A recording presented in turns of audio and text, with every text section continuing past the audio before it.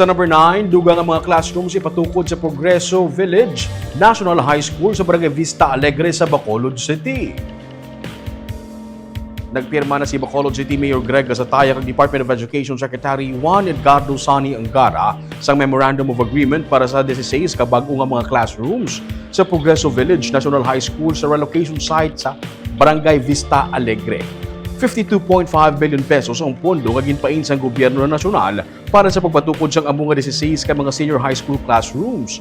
Ginsiling ni Gasataya nga ini ang pinakaunang nga tion nga nakasugtan sa gobyerno nasyonal kag Bacolod LGU na mismo ang magpatukod sa mga classroom. Dugang pa niya, yara na sa City Engineer's Office ang tanan nga mga dokumento para masugdan ang pagpatuman sa sini nga proyekto.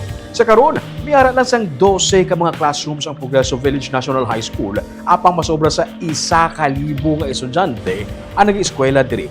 Isa sa mga problema nga ginatubang sa eskwelahan ang muang magutok ng mga classrooms para sa mga estudyante. Kung tigay nga mapatukod ang 16 ka mga classroom, ginapaabot nga malikawan ang pagginutok sa mga classrooms kag sarang pa mga accommodate ang eskwelahan sang dugang 350 tubtub 500 ka mga estudyante. Dugang pa sang alkalde ini nga proyekto ang kabahin man sang nationwide classroom building program sang gobyerno nasyonal bilang sabat sa 144,758 ka mga classroom backlogs sa pungsod.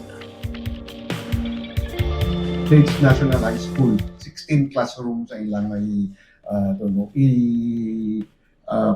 hatag for Bacolod City. No? So this is the first time again nga ang national government na partner sa LGU for the implementation.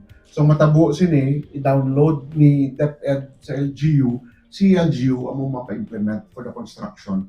So we really appreciate the effort of the national government which is aligned man sa ginambal ni Presidente na empowering sa aton ng mga LGUs.